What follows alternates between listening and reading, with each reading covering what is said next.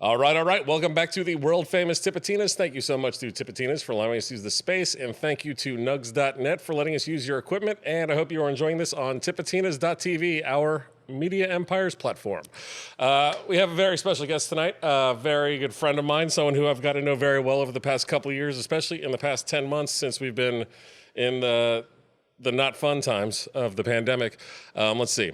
My guest this evening, from his years spent in the local music industry, he used to own a joint in Metairie called Rockenbach before purchasing the Howlin Wolf in the Warehouse District over 20 years ago, which he still owns and operates. He's since expanded their operation to include the Howlin Wolf Den, a bar and grill next door, which also features a performance space, as well as taking the dive into music management.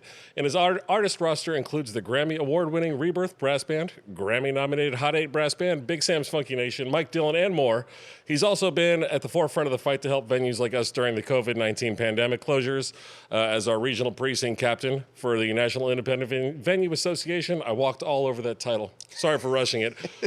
Ladies and gentlemen and others, please help me introduce Howie Kaplan of the Howlin Wolf. Thank you very much. And Howlin Wolf Artist Management. Is that the name of the? Well, it's Howlin Wolf Productions, which is okay, our I'm artist sorry. management arm.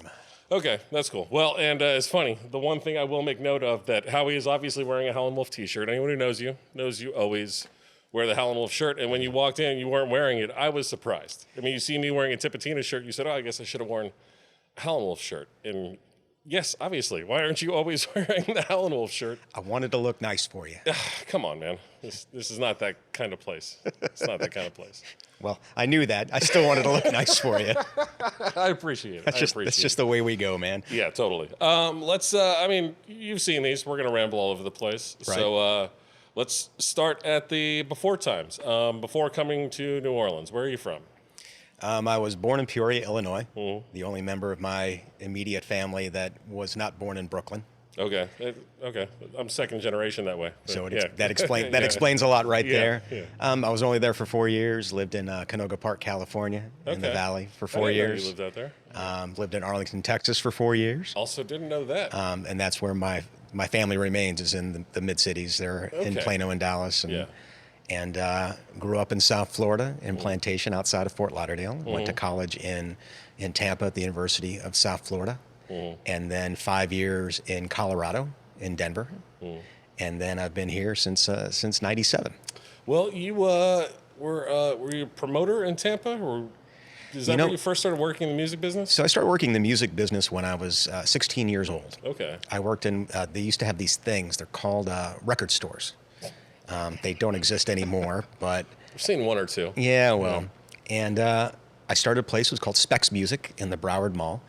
And actually, we used to be the #1 outlet for the precursor for Ticketmaster. It was called Bass at the time. There were two things. Dillard's had Select-A-Seat, and the bigger one that everybody used was called Bass, the best available seating service. All right. And we were in a busy mall, and people used to line up. This is before you could go on a computer or go on your phone, and we sold tickets to all the big shows. And so that's really where I started dealing with music. Always loved it. Always enjoyed being a part of that. And it was kind of a nice awakening, because it transitioned to a bunch of other stuff. In terms of live music, I was working for a company called KBA Marketing in Denver. And they were the marketing arm for the Colorado Rockies? Well, no, this is for Camel cigarettes. Okay, I'm sorry. I thought you were going to go for the Rockies. No, I was like, that's not true. I feel like Howie would have mentioned that before, but maybe also the Camel cigarettes. Go ahead. Yeah, well, so they had a bar program, and so I was working in a bar, worked for this program, and the first show I did was with the Smithereens, an acoustic show at a bar, and that was with Camel cigarette money. And strangely enough, I've never smoked. Yeah.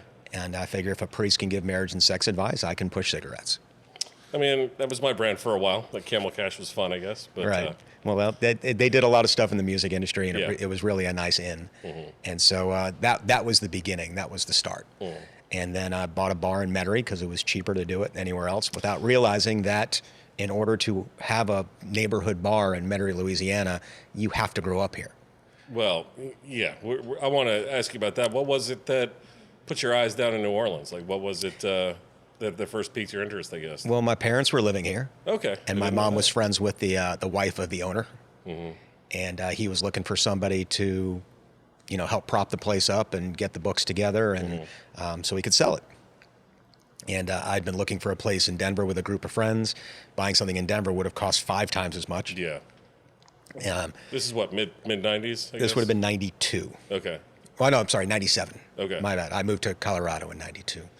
And it was really this interesting awakening. You know, the bar I was working at was shutting down and, you know, rebranding itself, which was a Denver thing for a very long time. Every year and a half, 2 years, you shut down and redid something. Yeah.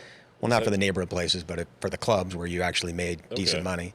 The Colorado Rockies season had ended. I was a beer vendor for the Rockies for their first 5 years. Okay. Still, as a baseball fan, the best job ever. Is it? Oh God, it was. I mean, it was the walking. awesome. It's good exercise at least, I guess. Yeah. Oh no, and you made good money too. Yeah.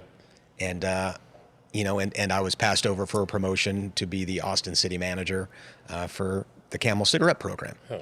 And so I really didn't have a gig, and it just was, the timing was fortuitous, and it was relatively inexpensive. I had the money, or half of it anyway. I got a little loan. Enough to get you started. And got it started. And the owner at the time was telling everybody that in 5 months I was going to be begging him to take it back, and he was just going to take that money and use it to vacation for a little while. Interesting. But we ended up doing well. We did $3 all-you-can-eat crawfish boils, and we did dart teams, and all the Metairie stuff. And a group of our regulars were musicians. And they're like, would it be okay if we took, that space and did a show? And I'm like, why not? I mean, I've got nothing else going on. Did it have much music before? It had never done music It before. was called Rockenbach, though. It was called Rockenbach. Never did any They rock. had never done bands before. I don't know where the name came from before then. Okay. They did a lot of beers. Yeah, I mean, well, assumingly, if it's going to be in your title, but if rock is going to be in your title too, you'd assume there would be a little rock and roll to go along with the Bach. You would think that, but no, it wasn't anywhere close to that. Well, what kind of, was it just a neighborhood bar? Was it big? Was it small? It was gone by the time I moved to town, so It's actually called Twist. It's called Twist of Lime now. Oh, is that the same place? It's the same place. Okay. And I don't think they've changed it much in the last 20 years. All right.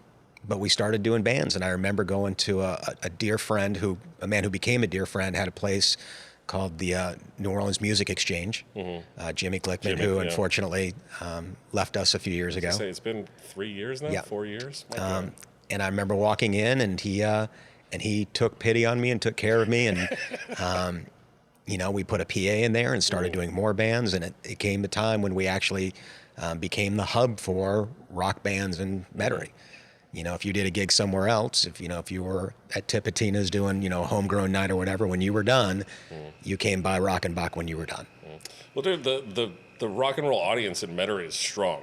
I think that's something a lot of people forget about. Like, it's not New Orleans, it's Metairie. It's 4 miles away.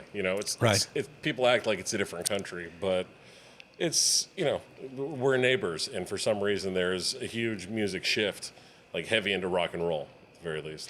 Well, at the time, yeah, there was a lot of really great rock bands, and it was amazing how strong the scene really was. I remember, and then we started doing, from there we started promoting shows at other places. I remember one of the first shows we did outside was at the Dream Palace, which is now the Blue Nile. Blue Nile, yeah. And they were super nice about the whole thing. I remember we did a sold out show in the parish, pre-sold all the tickets. Yeah. We ended up we did shows here at Tipitina's, and this is all before the Howlin' Wolf came about. And so it's really, there's got to be a certain love and respect for the music and the musicians to be able to do that and recognize, this is what you're going to do. Well, I think the timing is pretty interesting too. 97, like that's very much in the wake of the Cowboy Mouth and Better Than Ezra skyrocketing to the top of the planet. Yeah. There was already a good scene here, and I think everyone just thought, we'll be next, and everyone was really pushing hard to move their rock bands forward. Yeah, and there was a lot of other really great music that was coming about too, and it's really that's been one of the fun things of the 20 plus years I've been doing this, is seeing how the times have changed. I mean, I remember my first Galactic show. Yeah. I remember the first Dumpster Funk show, which was at the Howlin' Wolf, and we ended up managing them. I was gonna say, the first time I went to the new location of the Howlin' Wolf, which we'll talk about how it got there, was for Dumpster Funk, and it was the first time I saw Dumpster Funk too.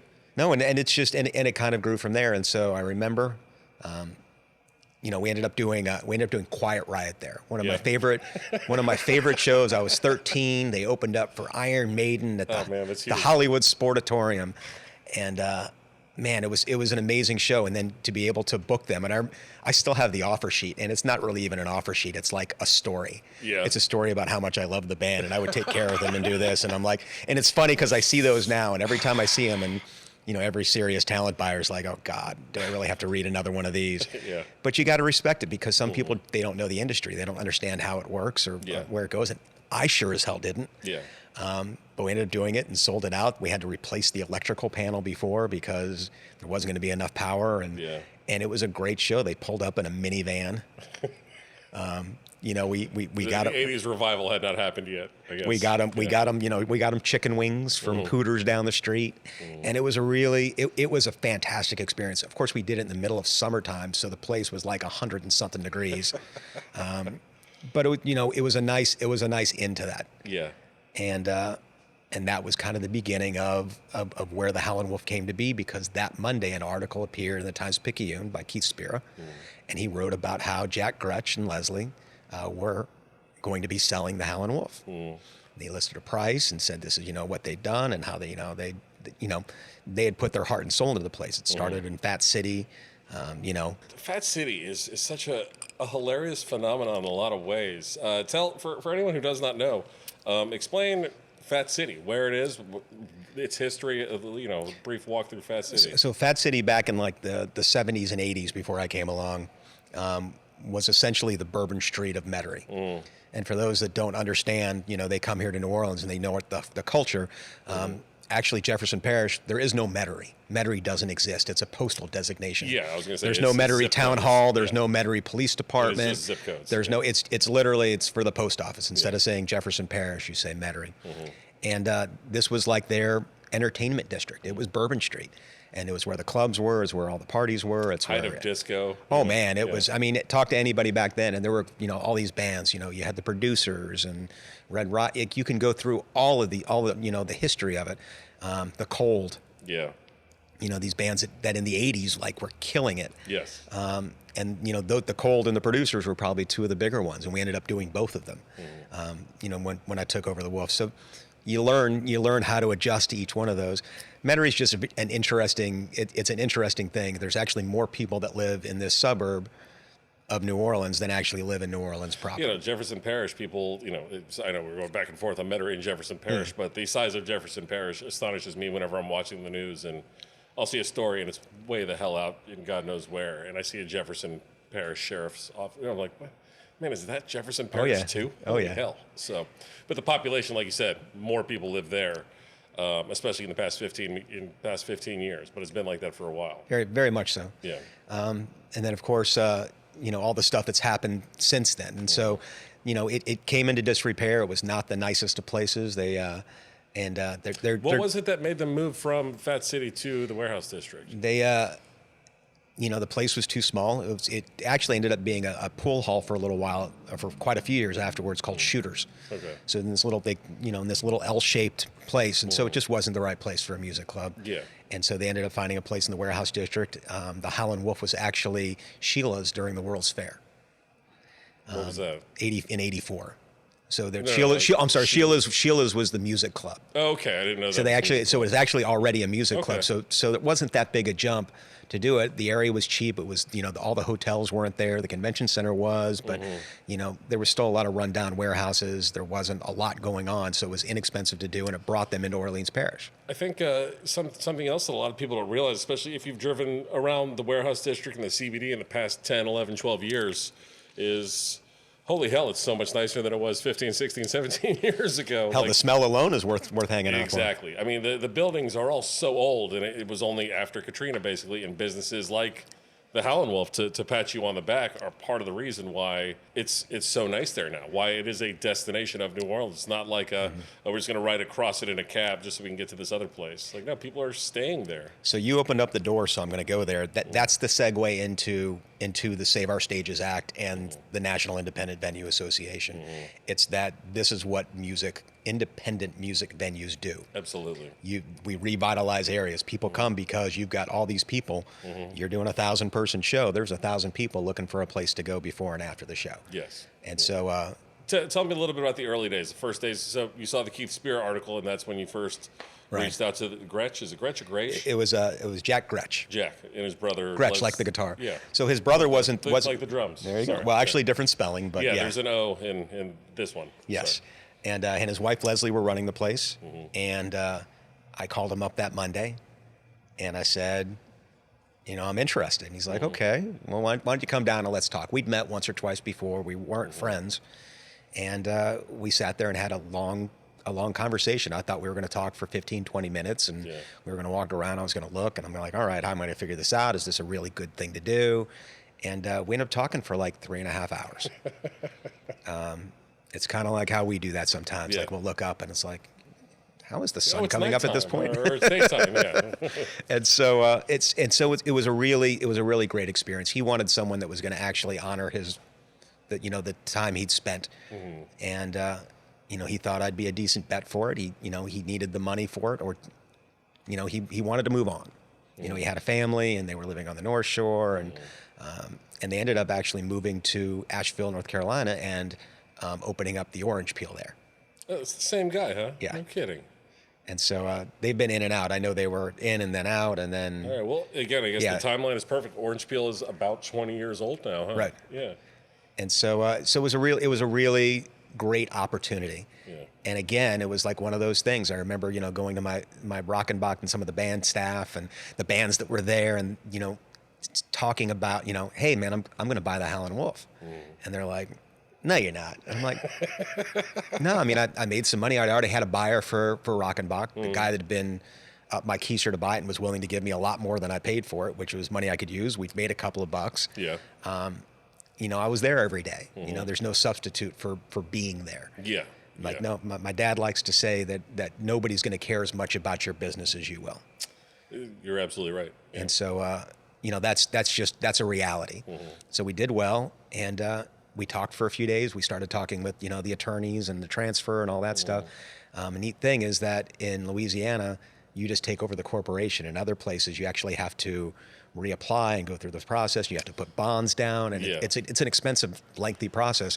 I ended up not taking over any of that, just started over from scratch. Okay. And reapplied for the licenses, and that was part of the deal. We got, the state did all their work, and the city did all their work, and October 1st of 2000, we took over the Howlin' Wolf officially. Yeah. So you just hit the 20-year mark just a few months ago. So dude, major milestone. Part of that was you never owned the building or anything like that. Nope. You just had the space. It was just leased space. Right. Tell us a little bit about those first few years. Like, what were the biggest highlights or headaches, I guess, those first 5 years? There's a ton of really, really good stories. I'd like to say that the Wolf's always been an extension of me and my personality. I think it's kind of like my home. I think we run the place kind of like I would want, it's where I would want to go see a show. Yeah. Yeah. And so it's no frills, there's we don't do VIP sections. We don't, generally do bottle service. It's just not us. No, we're a down and dirty rock club. No, man, you got to be of the people. Like, this is for normal people. This is not for people that want to pat themselves on the back, Right. So it was kind of the same thing that happened with Rockenbach. This guy who's never done shows before, isn't really like, a part of the big musical community. And they assumed that I would fail miserably. It's some guy from Metairie taking over at the time a New Orleans institution, because there was the three. It was Tipitina's, the Howlin' Wolf, and the House of Blues. And Adam Shipley was one of the first people to reach out. He was the GM and talent buyer here at Tipitina's. Was super, super nice. Sat me down, gave me a whole bunch of advice that I still use to this day. And so I'm grateful for him being the nice guy. We've never really looked at each other as competitors. House of Blues sat down with Sonny Schneider, who used to be the talent buyer here at Tipitina's and was probably the best mid-level talent buyer in the country for many, many years. He did more for the music scene in this town than I think he will ever get credit for. I agree wholeheartedly with that. Absolutely. And it kind of shines a light on how New Orleans is very different than other towns, where everybody sees each other as competition. And while we may have been on certain things, I think we've always really all looked out for each other in many, many ways. You love that you live in a city that lets music be a part of our cultural DNA. Yeah. And it's a point of pride. And I really love that about New Orleans. And it's not just the music; it's the pride you take in your city. It's the Tennessee Williams quote. There's three cities in the United States. There's New York, there's San Francisco, and there's New Orleans. Everywhere else is just Cleveland. Yeah. Nothing against Cleveland, and I'm sure there's plenty of fine people from Cleveland. And Ace, we can talk about that. Cleveland again. We have a Cleveland story that we'll hit up. Thank you. I didn't even introduce that Ace is our sound guy. Tanner, you're not going to put a camera on him, and I don't think he put a microphone for himself. But we have the oldest sound guy in the business here, ladies and gentlemen. Oh, stop it! They're Kidding. older. Just kidding. They are older. It's just a joke. I like to play with Ace. He's a beautiful man. Thank you for being here, Ace. Yeah, man, as far as the venues or the bands, what's good for one of us is good for all of us. Yes. So when a Rebirth brass band wins a Grammy, that's something that everyone in this city kind of wears a badge of honor, like, hey, these guys got a Grammy. Like, the country, the music world, whatever else, got together and collectively decided they're the best at this one thing this year, so everyone gets to wear that like a badge of honor. Just being nominated, like Craig Klein, Actually, he got nominated a few I actually months talked ago. with Craig. Yeah, I had to text him immediately. I was like, dude, congrats! Like, we're all so proud. That's all I could say. Well, that was the first year that category existed. I sat down and I remember, it's funny, you were talking about Sig before we started this. He's the first person I called with, well, no, I didn't call him. It was during Mardi Gras. We had just finished the Rough Cut. Tracy Freeman, who's also Harry Connick Jr.'s guy, he's got a bunch. He's a producer. Studio and everything. Oh yeah, he's a huge Rebirth fan. We've been great friends for a lot of years, and we had just finished one of the Rough CD cuts, and we were going over it. It hadn't been the final mix, but we were listening to it, and I remember putting it on. There's about 4 or 5 people I said, this is going to win a Grammy. Yeah. And they kind of like laughed and joked because this was, Grammy's a year away. Yeah. And so, you're right. When Rebirth won that Grammy, it was like the city had won. Yeah. And that was a huge high for everybody. Like the fact that we got to play at the Grammys right before we won. Another huge high. They've been a group of cultural ambassadors for this city for decades. Yes. Quite honestly now. So it's something that we're all very proud of for sure. Moving into the current location, which was the Prowling Connection, right? It was the Prowling Connection. So we were at the old location for about 15 years. The last 5 under mine. Yeah. And then 2005, October of 2005, after Katrina, we had already started the process of moving. We'd had some amazing shows there. Some of my favorites were actually there. You talked about the Foo Fighters show. First time I saw Funky Meters was at the Howlin on Halloween. Oh yeah. Oh no, those were great shows. We did one maybe. Yeah. We did Keith Urban's first 2 shows in the market. Oh yeah. And he still gives us a shout out from the stage. He actually comes by. He likes our Cuban sandwich. Oh, that's awesome. And so it's a good Cuban sandwich. By the way. It is a good Cuban. Yeah. But it's funny because every time he performs in town, he says, "When I first started, I started at the Howlin' Wolf." And that's actually a really good story. In fact, I'm going to tell ahead, that man. one. Tell this is a really good one. So we're not going to run out of tape. Go ahead. So when the Blacktop ends, his first hit had just come out. Yeah. And we had a talent buyer, a manager at the time that was like, "You need to book this guy. He's really cute." And I'm like, "Oh, okay." I know nothing. Not necessarily a good sign. I know nothing about country, so we put in an offer. Nobody else is putting an offer in. I think House of Blues might have, but they didn't have the date, and they were trying to move. It was like a whole thing. Yeah. And I'm just an independent guy. I'm not House of Blues. I didn't have that. I didn't have the resources behind it. I wasn't a legendary, place like Tipitina's. I just a guy trying to figure out how to do shows. And we got it. And it ended up doing well, but not well enough. We lost money on the show, but the show was incredible. Yeah. In his warm up, he's one of the most talented guitarists I think I've ever seen in my life. Interesting. He was doing Def Leppard and AC/DC on acoustic guitar, and it was like effortless. Yeah. Eric Clapton calls him the best guitarist he's ever seen. No kidding. I'd never heard that. And so we finished the show. He's like super happy. Everybody had a great time. He's super kind, very down to earth, very humble. And so the next time they come through town, we put the offer in, and we don't get it. Yeah. And we're used to it. Like, he'd outgrown you, well, not outgrown us. No, he was going to House of Blues, so we were the same size. Mm-hmm. But the second time he's coming through, and so they called and said, "Hey, we're not going to be able to do this." And I'm like, "All right, man, I get it. I understand. Like, we don't have the resources. They could put them in Houston and Dallas and like all these other House of Blues. Pockets, Right. Yeah. And so a few days later, we get a call back that is the date still available and they'd really like to do the show. Show sells out, we make the money back. Yeah. And the tour manager comes to me at the end of the night and he's like, I just wanted to let you know something happened, and Keith didn't want me to tell you, but he wants to come thank you again for having him here.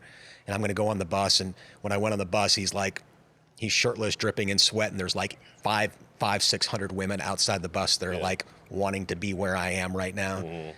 And he's like, well, look, I just want to let you know that we were in the meeting for the tour, and he was listening in all the meetings, and he said, look,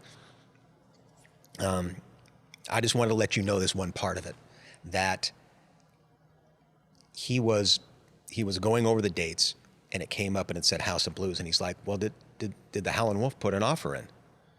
And they're like, well, yeah, I did, but we're going to be doing House of Blues in these markets and everything else. And he's like, didn't he lose money on us last time? And they're like, well, yeah, but we're going to do this, this, and this. And everybody kept talking about it. He's like, but I want to go back there. And he's like, well, it may endanger the other dates. And he's like, but don't we make them money on the other dates? And he's like, yeah. So they're not going to kick us out of the other dates, are they? Like, he's telling me this story. Yeah. And he's like, no, we're going to go back to the Howlin' Wolf. He goes, and our offer was actually a really strong offer. Yeah. But they had multiple offers as part of their deal. Yeah. And so they combined them. And so the agent was going with that. And nobody told me that. And so he's like, I just want to let you know the reason why is because he really appreciated everything you did for him. It was his favorite stop on the tour. Oh, that's awesome. He really loves playing this room, and he really loved the way that you guys treated him.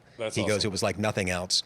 And so I go on the bus, and he's like dripping in sweat, super, super nice guy, very kind. And he's like, I just want to let you know how much I really appreciate you being here. This has got to be my favorite. It's my favorite place to play. And I leave that bus going, man, I mean, being a nice guy every now and again is not a bad thing. No, it'll come around. And so he's doing an interview. It was right before he was going into rehab. He's doing an interview, I think in like a Men's Health or some magazine. Yeah. And they ask him his favorite place to play. And he says, there's a place down in New Orleans called the Howlin' Wolf. And when I was growing up and I started playing and I was developing it, I always wondered what a honky tonk would look like and feel like. And he goes, and I've seen other ones that kind of look like it. He goes, but you walk in there and you feel the music and you feel it. And he's like, that's my favorite place to play. Mm-hmm. And still, like the last time he was in town playing at the Smoothie King Center, like said, one of my favorite places in the world to play was right here in New Orleans, the Howlin' Wolf. And he does that. He did that at Jazz Fest. That's awesome. And so, it's really neat when you get to connect. And this guy he could sell out an arena now. Yeah, he does. He sells out routinely. Yes. Like that. I think he's been selling arenas for 15 years. So that was one of my favorites, and to be able to make that connection. The other was Arturo Sandoval. Yeah. The Foo Fighters, obvious. I mean, that's an obvious one. Yeah. I mean, and there's a good story there too. But the Arturo Sandoval, it was his piano. He had released a piano album, and for those that don't know who Arturo Sandoval is, he's essentially the Satchmo of Cuba. Mm. That's the best way you can put it. He's probably the most talented musician you're ever going to see in your life. And there was this one point in the show, and it wasn't a sold-out show because it's Arturo Sandoval. I mean, he's a jazz musician.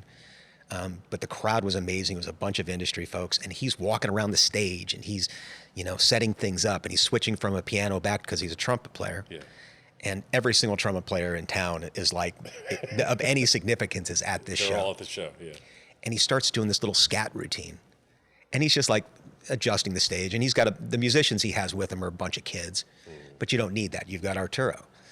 And he starts doing, and it probably 5-10 minutes while he's readjusting everything and realigning the stage. And the entire audience just goes silent, like while he's doing this. And he's that insanely talented that he's like a master scat guy. Like he's just, and like he's just singing a song. Like he's like nobody else is there. And he looks up and just looks around and he's like, okay. And the place just goes nuts. So, no, the Foo Fighters is actually not a bad one. Foo Fighters isn't a bad story. It was more just, I think that all the people that I know that were at the show and some of the photos I've seen from the show were just worth it to be like, man, I missed a good one. So, we got the call, and they were going to take calls from three. They were going to take offers from 3 venues. Mm. us, House of Blues, and Tipitinas. And it was the Monday after Jazz Fest, so the second weekend of Jazz Fest. Yeah. That was the date Early they were May, doing, like, Memphis Midtown. They were doing some fest, and they really wanted to come to New Orleans. And it was the first time. So his wife, Dave Grohl's wife, came in, and his parents had never seen him play as a Foo Fighter. Really? And the first time was upstairs at the Howlin' Wolf. We got him reservations at the Gumbo Shop. We did a crawfish boil for them and this, for everybody. But getting the show was kind of a thing. The big thing was they wanted the tickets were going to be, I think it was $25. Yeah, it was going to be an affordable show. It was going to be $25, and this is how much we were going to make. So it wasn't really an offer. It was like, and I remember, like, one of the offers they told me was like, okay, well, I'm going to put in this percentage or this percentage, or I'm going to do this and this, and I'm like, dude, even to lose money on a show like that, but they didn't want us to lose money. They said, this is what we're going to take, and this is what it's going to be, and nobody else listened. And so they really wanted to make sure that the tickets were going to go to fans. They said, we're not going to give you a guest list, but we're going to give you the ability to hold tickets back to sell who you need to sell them to. And we came up with a system that you had to buy the tickets, and if you bought more than 2 tickets under your name or credit card, your tickets would be voided. We came up with a wristband system. You had to show up with your ID, and you got the wristband when you showed up. You couldn't sign them off to anybody else. We came up with a system and then specially printed the wristbands, and we still have the wristbands, and that was, 1067 The End and Sig. Yeah. That was the reason we got that show. Strangely enough, the opener was supposed to be The Killers. Was it supposed to be the Killers? It's supposed to be The Killers. Well, spoiler alert, it's Supergroup. It was Supergroup, yeah. but it was supposed to be The Killers. And something happened with management for The Killers. They thought I was another Howie. And so they said they didn't want to do the show. And they just have history with some dude named There Howie. was somebody named Howie that apparently, there was something there. There was a miscommunication. And by the time they fixed it, we're like, no, we got Supergroup. We're good. Yeah. And it was an amazing show. It was literally the Foo Fighters playing in my house. So I'm the luckiest guy in the world. Yeah. I get to go to work. And even though it can be 20-hour days for, weeks at a time, we've all been there in the industry. Yeah, it beats selling insurance in an office building, But I get to go to work. I get to do this. It's for people that don't understand it. It's kind of my dad, my parents, we got him tickets to see Neil Diamond. My mom actually went to Erasmus, the same high school of Neil Diamond and Barbra Streisand, and had never seen Neil Diamond. Interesting. And actually a gentleman that used to work with Ace, his name's Chopper, was good friends. Chopper. Was good friends with the. He was good friends with the head tour guy, the head sound guy. He's good friends with everybody in the industry. Yeah. But he's good friends with the head sound guy, production guy for Neil Diamond. So he got me good tickets, and my folks, they don't go to shows. They're they're old. Yeah, they're old people. Yeah. And my parents really old didn't. Jews don't go to see a lot of music. No, It's not rare. really. Yeah. And so it was funny because I dropped them off and picked them up, and they were just glowing. And they're like, Sweet Caroline and bum bum bum, and I look at them and I'm like, that feeling you have right now? And they're like, yeah. I'm like, that's my job. And it's funny because we're talking about how music can't come back right now. And it can't come back because you're not going to get that feeling just seeing the band on its own. Yeah. You need the people standing next to you. You need to feel the energy and the love that they have for that artist.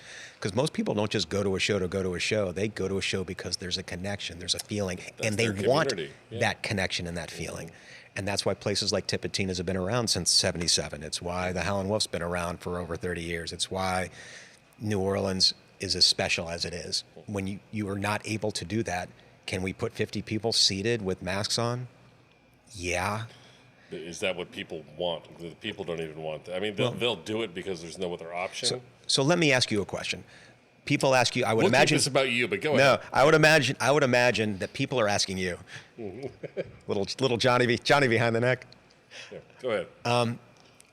How many times do you get the question, when are you going to start doing shows? About every 3 hours, it seems like. Right. Multiple times a day. So when people ask me that question, we get it a lot too by email and phone call and people coming in, and even the big music fans. And I'm like, they say, when are you going to start doing shows again?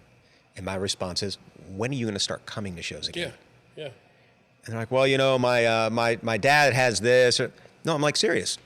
When people start answering that question with, I'm ready, I even talked to somebody the other day that would come to a show, and I'm like, well, how many people would you be comfortable with? And it was like, you know, well, I'd be comfortable with like 50 or 75. And I'm like, okay. Yeah. Would you be comfortable with 150 or 200? Well, no. Okay, well, when you're comfortable with that, because at that point, we can't make money on a 50-person show. No. It costs us too much to do that. And number one on our list, just like here at Tips, is that you want it to be safe for everybody, for the performers, for the staff, and especially for the fans. And if we can't do that, there's no point. No. There's no point in doing it. It's not even just about the money at that point. No, it's irresponsible. Right. If nothing else. And I think that's one of the reasons why here in New Orleans that we're all together on the same page, because, you know, we've talked about this since this has all started, not just us, but you're talking about folks from DBA and the Maple Leaf and all these clubs that people know from all over the world, that they come here to experience. And I would say without a doubt that every single responsible operator, folks that you and I deal with, are saying we're not doing this until we're not going to do this until we can do it right. You know, I think it's funny. You know, you can put, you know, a whole bunch of people in a restaurant. Nobody seems to care. Yeah, you're putting your fingers in your mouth and whatever else, and people are walking past you. And but I would definitely say there's a different mentality for a show. You want to sing along, you want to drink, you want to stand there and dance, and so I get it, I understand it. I don't like it. No. But I don't think anybody likes it. And I think once we're able to do it again, it's going to be an entirely different scenario. Absolutely. So you're not wrong in the least bit. Some of the highlights of the new location. One specifically, Al Capone's bar. we have Al Capone's bar. Yeah. How f***ing awesome is that? Sorry. So it's called it was. You can curse, by the way. Nick's going to have to beep all that. Oh, good, because I was going to say 20 times. So Al Capone's bar, it was, I wish I could take credit for it. Okay. I can't. It was from, so before it was the Prowling Connection, it was the New Orleans Music Hall. Yeah. And the guy was he owned a restaurant in the Riverwalk. He was a big Capone fan. They were imploding the Lexington Hotel in Chicago, and he bid on it and won it. And it's a hand-carved mahogany bar. It's got the buzzer underneath. Mm-hmm. When we were doing some work on it, we found the bullet holes. The slab of marble that's in the middle, we were going to get rid of it because it was cracking so bad. Mm-hmm. And we had a guy come in to show us what else we could put there. Wasn't going to do marble, would have been too expensive. And he's like, he'd never seen marble like this marble. And he's like, where did this bar come from? I'm like, well, from Chicago. It was Capone's bar. And he's like, you can't get rid of this. Can't get rid of this. Yeah. And so he did the research, and he found out that the piece of marble had been in Italy and had been at a bar that Capone saved. It was a place. It was a place where his family had gone. There's like a history behind it. And this thing was just this big, monstrous piece of marble falling apart. And I'm like, so he fixed it for free. No kidding. And he still brings people by to take a look at this piece of marble. It was cut like back in like the 1800s. That's awesome. Oh, man, holy hell. And he's like, you will never, ever again see marble that looks like this. Yeah. He's like, I've never seen it. I got to take a closer look next time I'm there then. My God. There's a bunch of great history there. And then it's funny you mentioned that, because the bar in the Den, when we built it, we took reclaimed wood from houses in the 7th and 9th Ward. Okay. They were pulling stuff out, and we went to one of the reclaim places, and we're like, we wanted to get all the same pieces, and we literally used every single piece of wood in the Den side of the Howlin Wolf is reclaimed wood from Katrina houses. I didn't know that. We went through, and so that's why some of it's a little mixed. It's a little mixed matched. Mm-hmm. But I'm really proud that we were able to save a little bit of something and reuse it.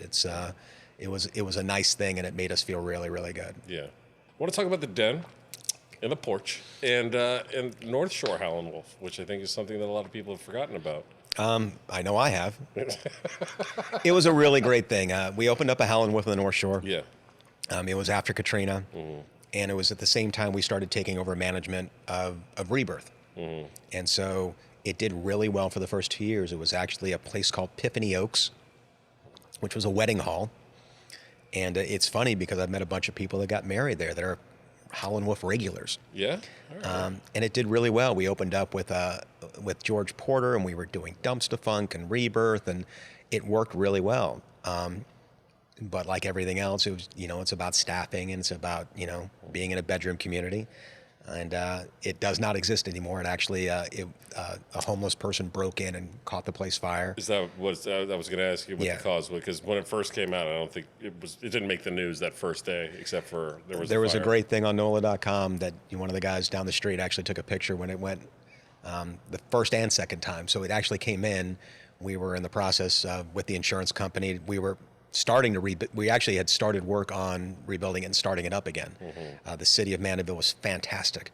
One of the best places I remember. It was funny because the day I went in front of the city council to ask for the liquor license was the day that their former mayor had been the few days before there was a recall effort because a few days before, a week before, he was drunk and ended up coming across the causeway.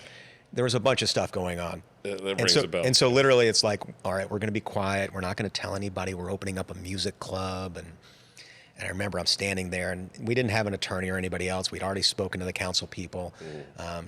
We couldn't really get a sense, but we felt good about it. And man, we went from number 1 on the agenda to like number 4. And all these people were there talking in opposition to the mayor and everything else. And I'm just like, oh, God. Jeez. And we get up, and I remember Miss Trilby Enfant, I think was her name. She was the head of the council, and she literally called out, and she says, "All right, next on the agenda is the Howlin' Wolf," and she goes, "And I have just one question for you," and I'm just like, "Fuck, oh my God." She goes, "What's the first band you're gonna book?" And I'm just like, "Well, we're gonna do New Orleans music. I mean." And it did really well. It wasn't a big place, but it was. But it was like 400 or 500 people, right? You squeeze in there. We could do about 350, 400. Okay, yeah. all right, yeah.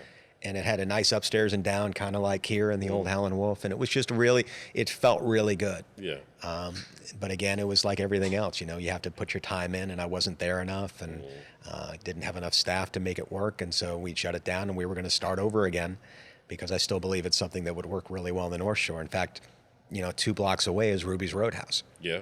And they were actually the people that called me when the place caught fire the first time. Oh man. No, that was a neat experiment, and also recognized that there are limitations to what you can do.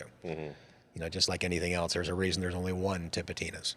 Real quick, let's talk about the Den, only because I have to make mention of it. More specifically, the food. Part of the meals program, helping a lot of people get fed, as you call it. Like, yeah, I used to be in the music business. Now I run a soup kitchen. I think so. So my saying is, I tell people I have a new job. Okay, what is it? I work for a nonprofit. Right. It's called the Howlin' Wolf. The Howlin' Wolf, yeah. Yeah, that's just not funny. And Yeah. But it's funny.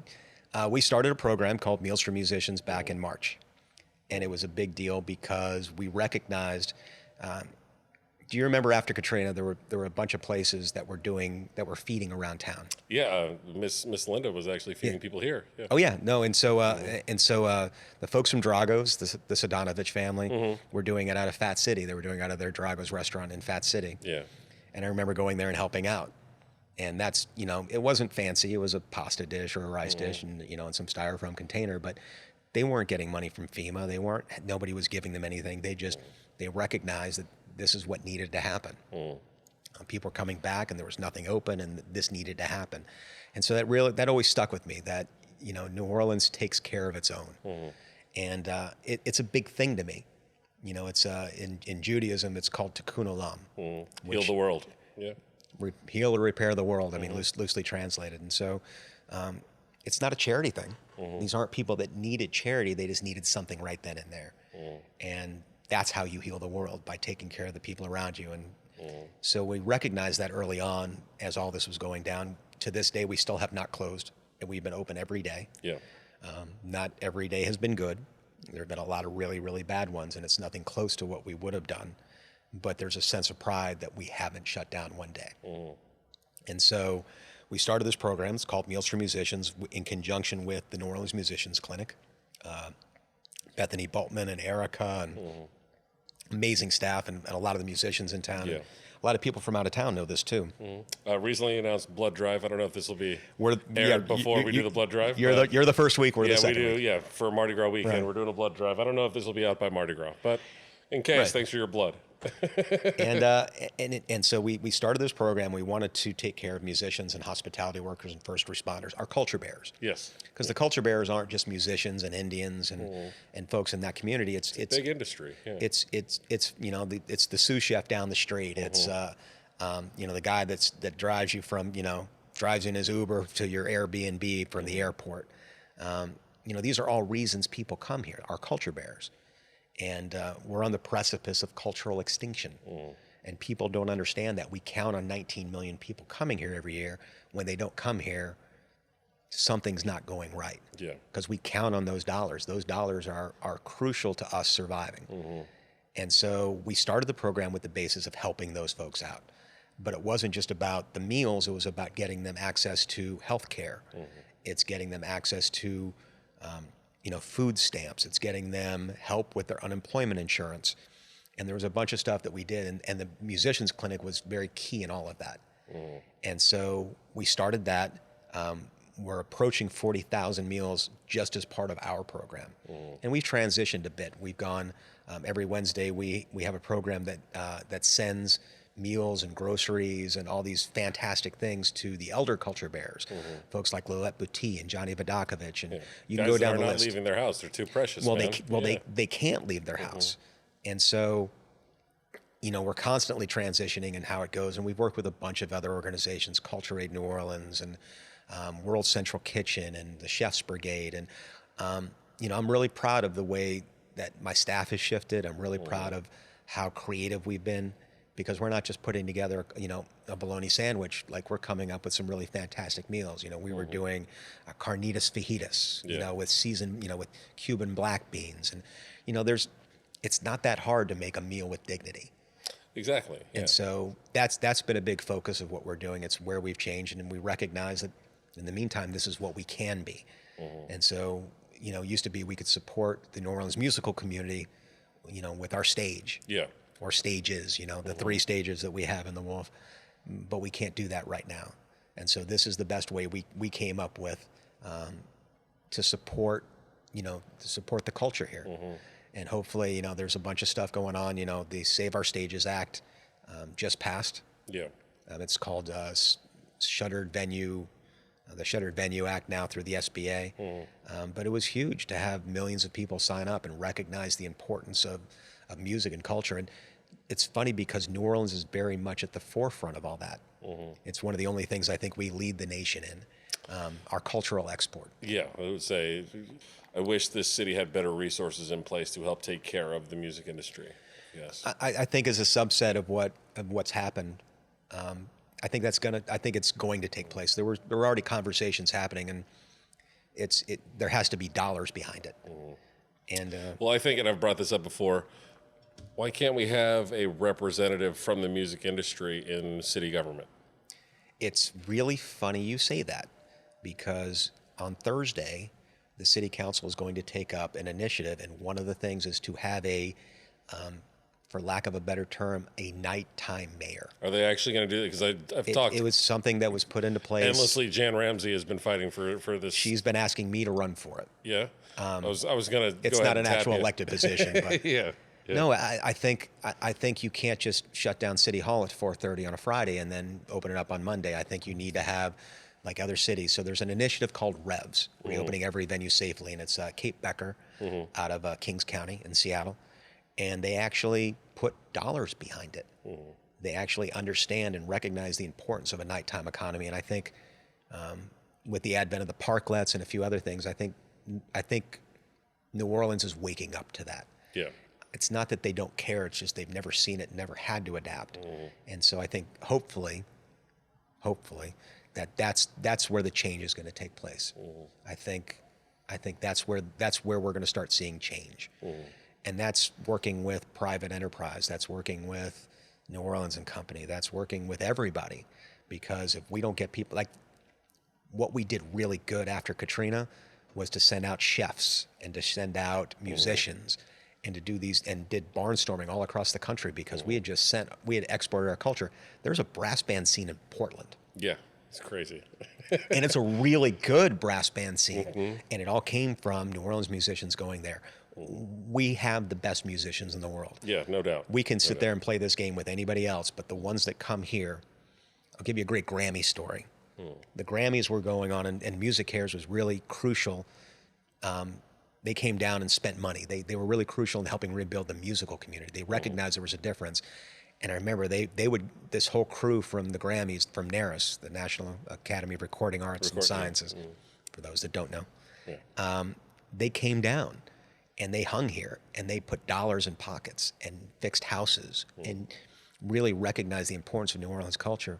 So when Rebirth was playing the second line, they did a second line at the Grammys. And now the Grammys aren't just the big TV show. The pre-telecast is where everything happens. There's a lot of people don't consider the fact that how big the event actually is. It's not a 2.5 hour thing that's on network TV. Right. No, it's very different. Yeah. And it was fantastic because I remember. So I actually flew out. We were in New York the day before Rebirth was, and we couldn't cancel the gig. It was a too high paying gig. And I remember the producer, who was actually good friends with Quint Davis. I spoke with him and I'm like, I can come out and do the sound check. And they had never done that. And he's like, okay, well, let's do it. And I remember walking through and we were talking frequencies and I know everything about the band. Like I've seen hundreds of Rebirth shows. Yeah. And it was fascinating how in tune they were to that and how respectful they were to that and didn't sit there and give us any grief. Like we were talking about things that, that may be an issue and weren't. And so when I went to check in, it was fantastic because the NARAS people, a few of them recognized me and they're like, it's the Rebirth guy. And they all stood up. You're the Rebirth guy. They all stood up, stopped doing what they were doing and applauded. And this is just a check-in. Yeah. And they were telling me that there was a huge issue because they're all union. And so they have to take a break during the day. Like they have this long day, but they have to take a break. And everybody had requested their break to watch Rebirth. That's and great. So when we came down the side, we're at the convention center there, and we come down the side, and they're all standing there. And they all had this look of just pure happiness on their face. That's so cool. Huge part of what New Orleans is. And so when we talk about exporting our economy and our culture, that's what it means to so many people. And to not recognize that through city government or state government is just, you're missing the boat. Yeah. You're not getting how music connects with people in so many ways. You can get a great meal in Des Moines, Iowa. Not a dig on Des Moines, Iowa, but you can go anywhere now and get a world-class meal. You can do that now. Yeah. You can't get Rebirth. You can't get Dumpster Funk. You can't get Galactic. You can't get Big Frida anywhere, anytime. But here you can. Yeah. You can walk down the street and you'll hear some of the best musicians in the world. You can't get that anywhere else. Yeah. And so the more people get that and support New Orleans, the better we'll come back, the quicker we'll come back. It's a big deal. It really is a big deal. Most people don't get it. And that's why I fight for it, because this is my family. Yeah. Like Rebirth are my brothers. The guys from Hot 8, same thing with Sam, same thing. The guys from the Revivalists, we managed them for almost 5-6 years. These are all family. Tipitina's is family. You can go around to anybody in the city, and we've had meetings too, and we've talked to all these people. These are all family, and it's amazing how there's a disconnect between the city and that industry. I'm glad to hear. I hadn't heard this finally talking about a nighttime mayor, only because I've talked with Jan about this. I don't know how many times it's come up. Jan Ramsey from Offbeat, who is another one of the great voices of New Orleans, who's been speaking for the musicians for decades, quite honestly. Who would you think would be an ideal nighttime mayor? They're not. It's not called a nighttime mayor. I know that's the unofficial name. But I know. I think there are quite a few people that could do it really well. But I think it needs to be somebody whose toes are in all the different aspects. Someone that understands the nonprofits like Mac No and the New Orleans Musicians Clinic. Yeah. It's got to be someone that understands the artist, someone that can actually respect and be a part of that, and someone that can represent the venues, because all of our interests are very much aligned, and sometimes we don't recognize that. Yeah. And so I'm not going to say myself, only because I want what I want is to do shows again. Yeah.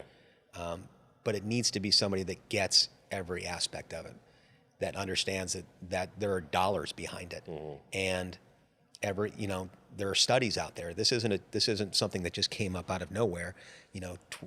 For every dollar spent at an independent music venue, $12 to $15 goes right back into the local economy. That's direct spending. Yeah. That's hotels, that's Ubers, that's taxis, that's dinner, that's babysitter. Like you can go through, that's landing fees. You can go through all that. It's a huge economic driver. Restaurants are about $1.50 to $2 back in the economy if you're lucky. We're 7 times that. Yeah. And especially in New Orleans, it's such a part of who we are. Yeah. And I think we do ourselves a disservice when we don't recognize that and we don't push it. And I really think that the next steps are going to be the venues and the artist managers coming together and working on ways to work together and make the city get that, make the dollar players get that. And there was a thing, the Sound Diplomacy initiative that came through. I do remember that, yeah. Still haven't seen the final report, and I probably should, but no, it's, we all really do respect each other, and it's like nothing else anywhere else, because anywhere else you're fighting each other. You're fighting for shows, you're doing that. And I think we do that to some extent, but I think we all have our little niches, and we're all going to come out of this stronger. I just don't know who's going to be there, because how do you say close down for 1.5 years, 2 years your business, keep all your bills, and still come out strong? Exactly. No, it's. But thank you, Save Our Stages, Klobuchar, and absolutely, and Cornyn. They put their tails on, and I have to give a big shout out to Senator Cassidy. Thank you, Senator Kennedy, who signed on after that. Yeah. Great story, by the way. Yeah, tell the meatloaf story. Okay, tell the meatloaf story. So for those of you that know, well, you know. Yeah. So Senator Kennedy, John Kennedy, he's a very he's got this homespun wisdom about him. Very much down south. Is that what it is? Very much. He's a Cajun dude, and he, that dog will hunt kind of thing. And he has quoted Paradise by the Dashboard Lights on the floor of the Senate. And so I found that out. We were trying to get Senator Kennedy to sign up for Save Our Stages, to be a co-sponsor. And we talked to his chief of staff, and there was a guy that really got it, but then the people in D.C. are like, whatever, he's got 20 other things going on, and they were really, really nice, but man, they just didn't get it. And we're like, well, what if I can get, I noticed that he did this at Paradise by the Dashboard Lights. He talks about, you can't find a Cadillac at the bottom of a box of Cracker Jacks, and I'm like, but you can. The Cadillac's there. It's called New Orleans. It's called our music. You've got it. It's there. You don't even have to have a box of Cracker Jacks. Yeah. And they really liked that. And I'm like, what if I could get Meatloaf to talk to the senator? And so we're part of the National Independent Venue Association. I figure somebody somewhere has to have Someone's got a contact with Meatloaf. So we did a little research. His dad owned an independent venue. I didn't know that. I didn't know that until the call. Huh. And so as part of it, both their offices said, Meatloaf's management and their office are like, why are we talking to each other? And they said, well, this guy in New Orleans came up with this. And so I ended up being on the call, never said a word, and there was probably 7 people on the call, and it was the most bizarre telephone call I've ever been on in my entire life. And that's saying something, because it was a mutual admiration society. And Meatloaf was trying to stay on point. You could tell, he kind of prepped on it.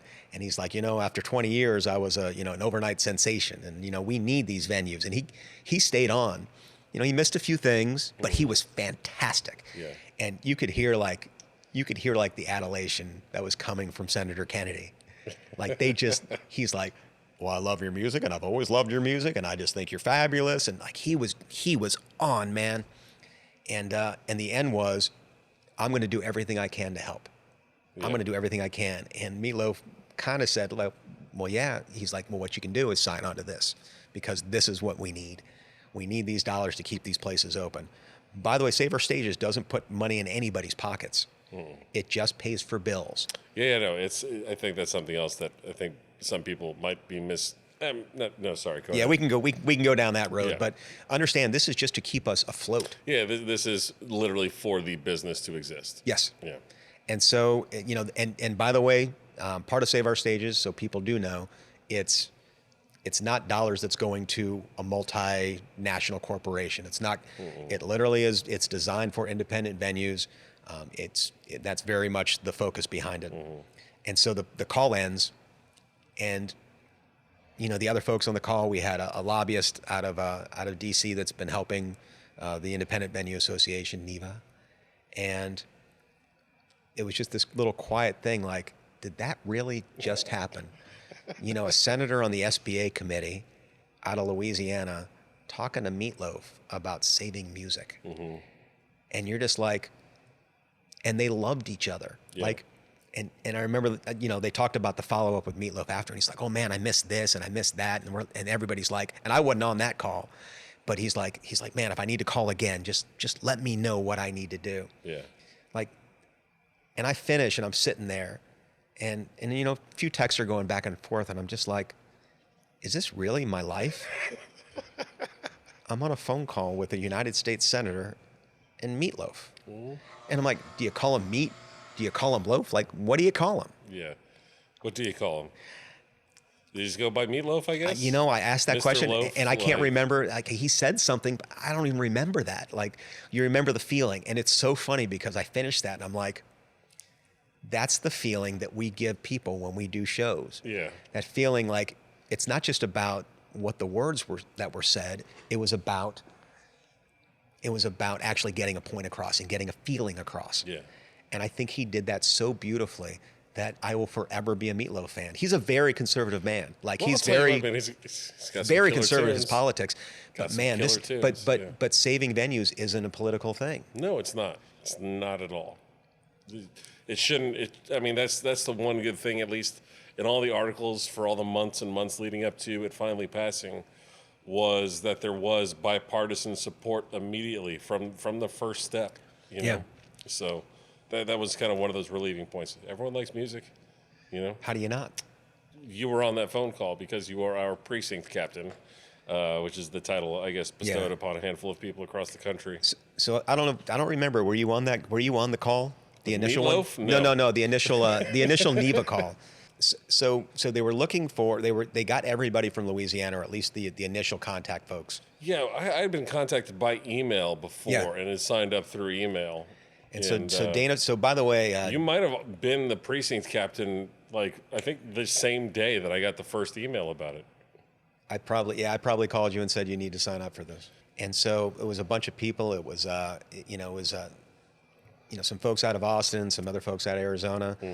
But the end result, it was Dana Frank, who is the president of the National Independent Venue Association. She's out of First Avenue in Minneapolis. Prince started there. Yeah. And she's a dynamo. Her and Audrey Schaefer out of 930 Club 930, yeah. have been, they're beasts. And I'm going to look you in the eye and say, I love you both, and you're a we call each other Yeah, Right. you can bleep it out all day long. She'll know. That's cool. Yeah. And they were, it's funny because we had all these people on the call. I don't remember who was on the initial call. And we're like, well, we don't really need a precinct captain. We all kind of talk to each other already, whatever information you get, because we didn't understand the magnitude of what they were putting together. And I don't think they did. And it was funny because they sent an email back and I was CC'd on it, I think by accident. And it kind of made fun of the fact that nobody in Louisiana wanted to step up and be a precinct captain. Like and they said it was typical Louisiana, typical New Orleans. And so I called back and I'm like, and I was the guy that said, whatever, if you need a contact, I'll be the contact. It wasn't like I wanted to do that. And I kind of dogged it back, like really? Like, you guys really don't like us? And they're like, oh, no. It was like typical Louisiana because we all talk to each other, because we don't see each other as competition. In other markets, if you're in New York or Chicago or anywhere else, you see each other as competition. We didn't really see that. We're like, all right, we were already all talking anyway. Yeah. And so it was really funny. They didn't view it as a negative; they viewed it as a positive. All right. And at that point, I was just the guy it was all going through. And then it was, I'll say this: Tipitina's and the whole crew, including Rob from Galactic, he was crucial in helping us get the word out and getting the press and getting all of that.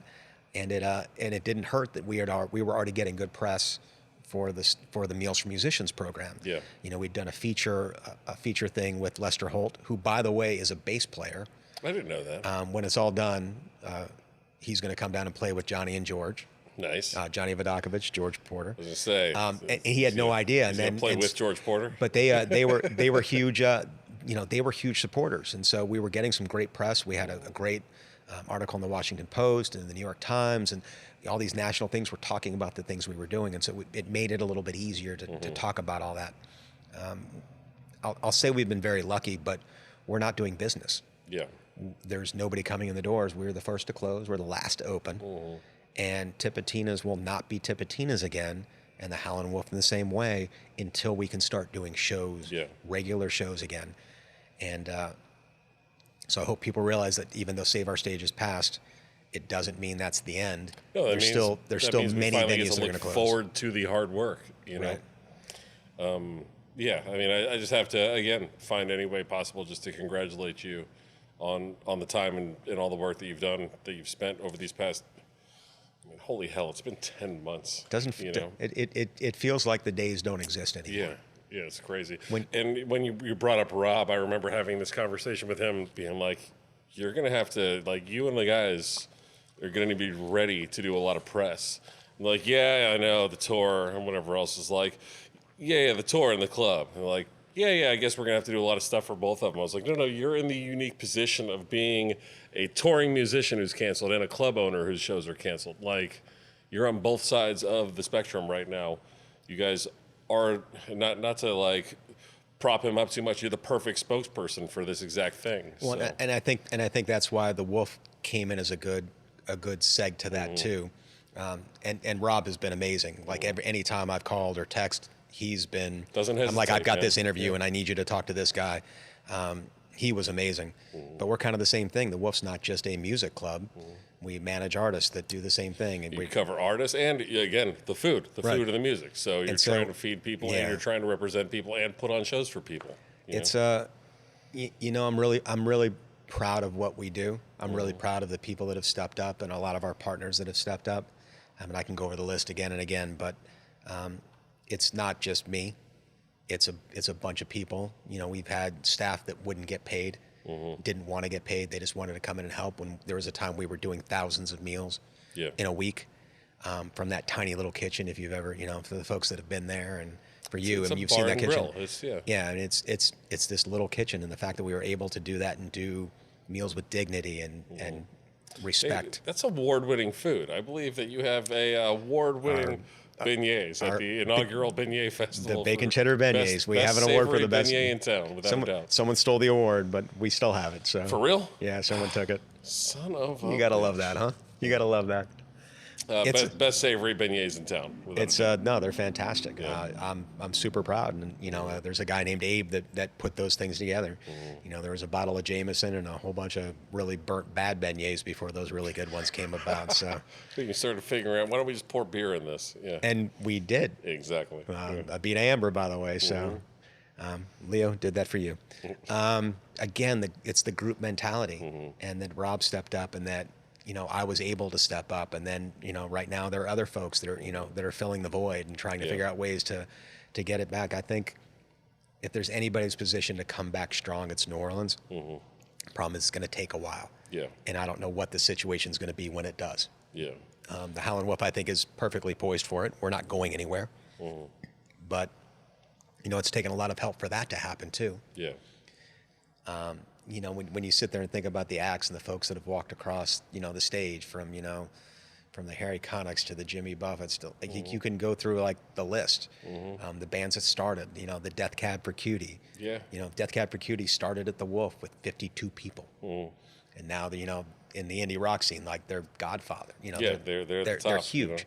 And so you start going through all those different things, and you figure out, which one goes where and what your place is in the ecosystem. The fact that I get to represent, a band like Rebirth, Like, where does that happen? And it's, Yeah. I mean, we're talking 15 years. Yeah. So let's talk about the artist management. Is Rebirth the first act that you guys started Yes. covering? Okay. And so I'll give Stu Shio, who has been with me since he was an intern. the T is silent. The C is the D is silent. You know, he's been fantastic, and he's been there, and he was the one that literally came up with the idea to do Rebirth. He's like, look, we're friends with these guys. They need some help, and we have no contract with them. You know, everything's on a handshake. Yeah. Phil Frazier is like a brother. Same thing with Keith and all the guys that have been in and out of the band, but they are an institution. Yeah. And we sat down and said, look, you know, let's make you more money than you would have made. You know, when I started, they were getting, you know, 75, 50, 75, $100 a man for a second line. And we kind of changed that. You know, we streamlined it a little bit, and we used the independent venues across the country to help build their touring. Folks that we knew that came to New Orleans and saw shows at the Wolf. And it was a really, really, it was a learning, there was a huge learning curve, but the guys got it. You know, and I think it's probably in the last few years that I'm finally been accepted. Yeah. You know, after a dozen years. Yeah, I was gonna say, like, it's been a while. Yeah. Well, you know, there's all the different pieces You've that been come with the with band it. longer than a lot of the guys in the band. So. Actually, almost all of them. Yeah, I was gonna say all but 3, maybe. Yeah. 4. Well, yeah. I mean, 3. Yeah. 3 at this point. Yeah. But the funny thing is even the new guys that come in, like the lineup they have now, those guys have all been playing with Rebirth since they were kids. Yeah. Yeah. You know, you've got a guy playing the tuba that's in his, you know, he's 30, 31, and he's been playing with Rebirth since he was 15. Yeah. Like, that's not, you know, you don't just like hire somebody from out, like you have to grow up in the band, and all these guys did. I mean, to go back and see the shows that I've seen and the places that I've seen them. In Philadelphia, you know, we were at the Underground. The venue that we were supposed to play at had canceled, and it's literally a concrete stage. But the weather had been so cold that the stage was sweating and everybody was slipping everywhere. And they decide this is the night they're going to play new music. That ended up being the follow-up to the Grammy Award-winning disc. And the crowd went nuts for this song that they've never heard, which kind of makes my point. It's not about just the songs, it's about the feeling. And they were, you know, there was some great refrains, you know, the chorus going back and forth. And the first time they did it, it was like, it was amazing, you know, Move Your Body. It's one of the, you know, the call and response songs. And that was one that really connected with an audience that had never heard it before. But they went nuts for it. You know, when we were on tour with the Red Hot Chili Peppers, you know, to have 15,000 people singing Rebirth, you know, to come in and like, we ran out of merch in Canada. You know, so you can go through like all the different things, you know, getting the chance to play for President Obama, National Jazz Day. The White House, man. Yeah. Oh my God. Like, your second line through the Rose Garden or something? Was that what it was? No, we didn't. Okay, I thought it was something like that. But the chance, like, actually, and it was funny because we'd been trying for so long. We were supposed to do the White House Christmas party right before then. You know, and it was his last year in office, and we tried. Like, there was a time when we were playing in D.C. and he was doing something here, and then he was supposed to see us when we were at the Kennedy Center, and then he got stuck in North Carolina, and they really wanted to play for President Obama. It was a big deal, and finally it happened. You know, the president's first social secretary was from New Orleans. And so, you know, they had met the first lady, and they got the chance to like sit there and meet the first lady again, and to meet, you know, President Obama. It's a big deal.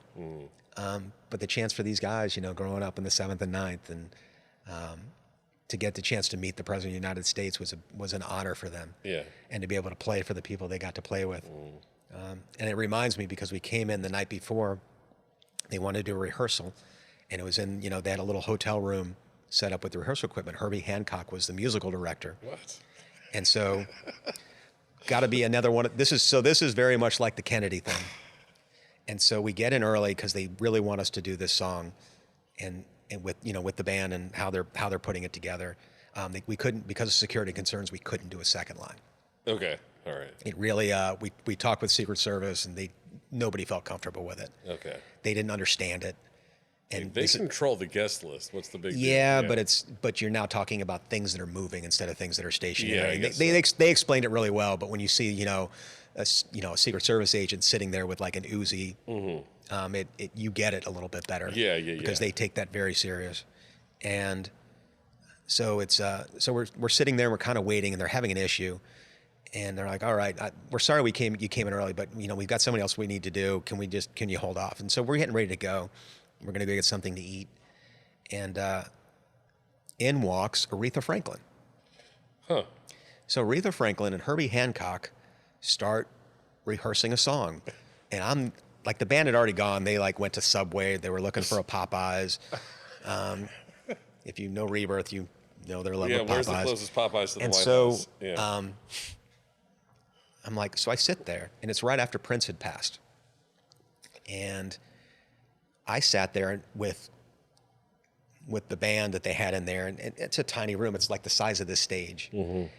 And they start doing Purple Rain. And it's the most beautiful rendition of Purple Rain you've probably ever heard, because you have Herbie Hancock and Aretha Franklin doing Purple Rain. Holy hell. And I'm like, there's maybe like 4 other people in the room outside of the musicians. And I look at one of them and I'm like, why am I here right now? And it's like one of those moments, like, I get to do this. Like, I got paid to do that, to stand there and do that. And you think about all the crap that goes on, the issues on the road. I mean, I could tell stories all day long about stuff that's happened with Rebirth. Yeah. But man, they are professionals every step of the way. They are the best musicians you will ever see in your life. And that's saying something. Derek Tabb, considered one of the best drummers in the world by drummers. And so to be able to hang with these guys that can put anything on anyone, like you can put them on, and they don't care who you are. Yeah. They just know they can play better than you because it's who they are. It's not a job. It's not what they do in their spare time. They do it every hour of every day. And that's, so when we talk about cultural extinction, when we talk about that, when you've got a guy selling cars instead of playing his horn, when you've got somebody else working at Home Depot, there's nothing wrong with working at Home Depot, but you don't want a guy like that. You want them playing. Yeah. We need to get them playing. Yeah. Let's talk a little bit more about artist management, I guess. Were you happy doing it originally? Like you said, you No. said Stu was basically the one that had talked you into it the first time. So at the time, Did it seem like a good idea ever? Like, I'm not to. Well, no, it was one of those things that we could easily help with. Yeah. It was taking contracts and taking deposits and helping negotiate fees. That's really easy for the most part. Yeah, you were already doing it. You're already doing it from one side, so Right. you understand how it works. From Right. the So other side it was too. really easy to make that adjustment, and we increased their income pretty significantly in the first 12, 18 months. And the goal was to not make the money they were already going to make. It was to make the money that they weren't making. Yeah.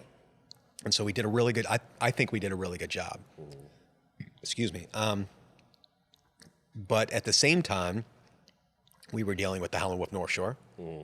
We were dealing with, in the process of getting ready to open up the Den. Yeah, I was going to say you were expanding, And- tripling your operation. And Stu had met these guys who had met each other on a porch, driving by, called the Revivalists, who are now probably, I would say, arguably the biggest act in New Orleans right now. Yeah. I think between that and maybe Frida. Yeah, I mean it's a toss up. Any given day of the week, Right. one of them's at. But these guys can go and they can go into a town and pull thousands of people out like it's nobody's business, and they're fantastic musicians. Strangely enough, many of them had worked at the Wolf. Yeah, yeah, absolutely. Ed Williams, former guest on this program, friend of the show, Ed Williams, absolutely, and just did their live stream, which was our 44th anniversary here at Tipitina's. So Happy anniversary. thank you. Sorry to cut you off about the revivalists. No, I mean, but they were, and they got to a point where there was a lot we couldn't do for them. We didn't have an infrastructure in place. And that, you talked about having an infrastructure for the New Orleans music community. Like, it's not just about the venues, it's about having all the other things. And one of the reasons we really couldn't hold on to the revivalists anymore, that was part of it. And now they have their publishing in one place, and their management in another place, and their booking in another place. Because New Orleans doesn't have a lot of that there. Yeah, we touched on that a little bit earlier about exporting the culture. Yeah. And so I think but the problem is you can't just open up an office here for that. It's about, it's about publishing. A lot of people don't understand that, but that's where the dollars are. If you were watching the Saints game last week, they had a Rebirth song on as part of that. It's on a bumper. Like that, those are dollars. We call it mailbox money. Yeah. And those are dollars that go in the pockets of the musicians. And more often than not, it's automatic. I mean, it's like, it was at Coachella, when you had oh God, why am I spacing on her name now? But she came out and used a Rebirth song. Beyonce. Yeah. And we got a call the next day saying Beyonce did a Rebirth song. And we're like, she didn't clear that because it was fine for her to perform it at Coachella. Yeah. The problem is when it got rebroadcast. Yeah. And they were super cool. It wasn't, there's certain things about it that weren't right. And if we were another band or another city, it would have been a fight. Yeah. But there was no fight. These are all good people that get it, and they're trying to support the culture. And people all across the world, they come here for our culture. So the management thing was we started with Rebirth. Stu was busy, building this band, the Revivalists. I somehow came into being the guy for Rebirth, and I'm super happy that happened because the joy that they have put in my life, not even just the stories, but the love that comes from each one of them, the things that I've had the chance to experience and be a part of, and there's nothing that will ever replace that. Did you ever think that you would end up having like a legit kick-ass roster of musicians under your management company? None whatsoever, because I never imagined I would have a management company. I mean, Big Sam, again, friend of the program, previous guest. One of my Dude, Sam was interviews. awesome. Did you watch that He's one? always awesome. Dude, I love Big Sam more than I could ever express. Awesome, dude. And Mike Dillon, for one, like the mad genius. I don't know how else to, he's like an evil musical genius. I don't know how else to put that. Man, I wish there were more ways we could expand it. And that's kind of the funny thing is that it's basically an outreach of what the Wolf already does. It's just putting it in other places and using the network of independent venues to better disseminate New Orleans culture. Yeah, and the like fact that you've got Mike Dillon and Rebirth and Sam, like you can go through the thing and who would imagine all would kind of be a part of New Orleans? Exactly. I mean, you guys, up until the pandemic, and it will come back one day. Hot 8 on Sundays, like it's legendary. You start building your own little scene with your own little artist roster, man. Like it couldn't be cool. And you guys, Naughty Professor is part of your team too. Oh yeah, Naughty Professor is awesome fantastic. bands. Some of the most talented musicians you're ever going to see in your life. All awesome. You have nothing but cool bands. Like there's no duds in the bunch for sure. So. And that was kind of the focus behind it was not just to have not a dud, but it was to represent New Orleans. Yeah, it was to represent Louisiana culture and New Orleans culture, and I think we've done a pretty decent job of that to this point. You can put any of them anywhere, and you could get a real show. And I will say this: I think as New Orleans is going to take a little time, and I think other places are going to open. But we make New Orleans bands make their money on the road. Galactic, they can do their shows at Tips, and they can play they can play around. But man, you've got to hit the road. Yeah. And people love New Orleans on the road. You can go to D.C., Atlanta, Houston, Chicago. Rebirth can do 1,000 people at 3 different places in Chicago, back to back to back. Yeah. Because the neighborhoods are so different. It's fascinating to figure out how New Orleans really gets in people's minds. And I truly believe when this all comes back, when people are excited to come, they're not going to be excited about the little band here and there that they may have been before. I think they're going to love New Orleans. They're going to line up to see bands like Galactic. They're going to line up to see the, We're all to going see to come Big back Sam. better and stronger. That's the I goal. agree. No, I think that will happen. I think that there's a pent-up demand for it. People really need that connection after having, going through this. So it's going to be the next step. And I truly, I feel for everybody that's going through this stuff, the folks that have lost people. We've lost people in the Wolf family. I've lost people in my extended family as well. Yeah. And people have been going through it, and some don't take it serious. But I think as you start getting an understanding of it, you get more and more and understand that this is something that really affects all of us, and in particular our culture, coming back to cultural extinction. I have every bit of faith in folks, the folks here and folks like Ace behind there, and there's such a fantastic musical community here, and that's what's going to save us. That's what's going to be the part of how we come back stronger and build a better foundation. Before you showed up, I was talking with Ace, and I said, "Oh, is there any funny stories?" And he brought up Jägermeister up the nostril story. I think you might need to expand on that a little bit. So we were in the Rock and Roll Hall of Fame in Cleveland. What were you doing there? And what the hell was Ace doing there? Ace, what were you doing? Oh, so we had Dr. John. Okay, Ace did used to be Dr. John's production manager. Yes. Sorry. Yeah. And so Dr. John was there, and we were doing a thing to Dave Barth. It was a tribute they were inducting Dave Bartholomew and Fats Domino into the Rock Hall of Fame. And so Rebirth and Trombone Shorty were doing a gig at the House of Blues there the night before the induction. It was John Cleary. I mean, if you got Troy, Rebirth, and John Cleary on a bill, Troy wasn't a part of the induction the next night. All right. But it was Troy, Dr. John, and so it was fascinating.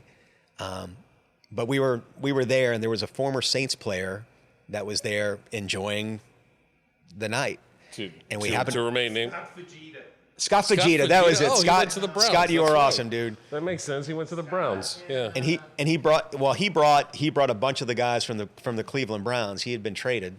No, it was really. So we're upstairs at the House of Blues in Cleveland. For some strange reason, a lot of the people there thought I was the stage manager, because it was a very big New Orleans roster. And so people kept coming to me asking. You're the only one who knew it. Well, Teresa Anderson was there too. Okay, all right. And so they were like, they didn't see anybody, and they knew me, and they're like, so when am I going on, or what's going on with this?